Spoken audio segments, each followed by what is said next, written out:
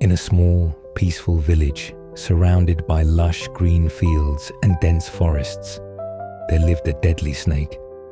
The villagers feared it immensely, for it would hiss and strike at anyone who dared venture too close to its burrow near the edge of the forest.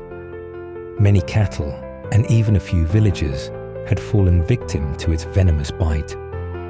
The snake's presence cast a shadow of fear over the otherwise harmonious village. One day, a wandering saint happened to pass through the village. He noticed how nervous the villagers were as they warned him not to go near the forest.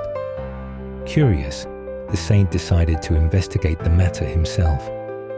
With nothing but his staff and a calm demeanor, he ventured into the forest and soon encountered the infamous snake.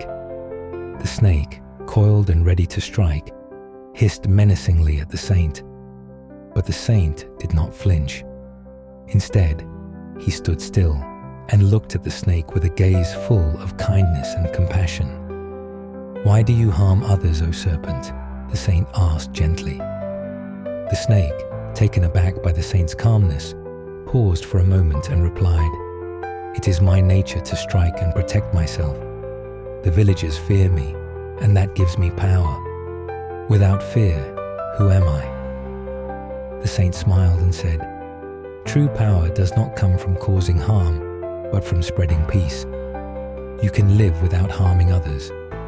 If you choose kindness, you will find a different kind of respect, one that is born of love and not fear." The snake, moved by the saint's wisdom, promised to change its ways. The saint blessed the snake and advised it, "Do not harm anyone, but also remember to protect yourself. There is no virtue in allowing others to harm you." The snake vowed to follow the saint's teachings and slithered back to its burrow.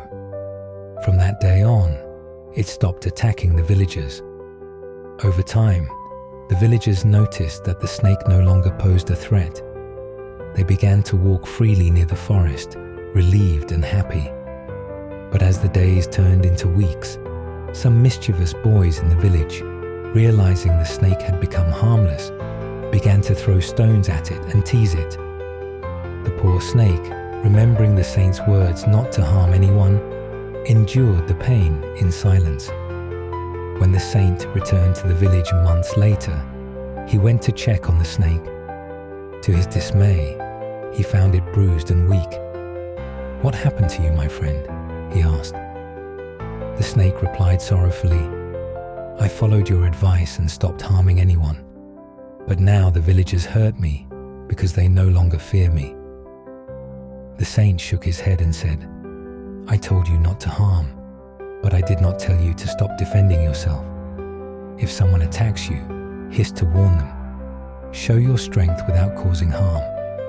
Let them know you are not weak, only kind." The snake nodded, understanding the saint's wisdom.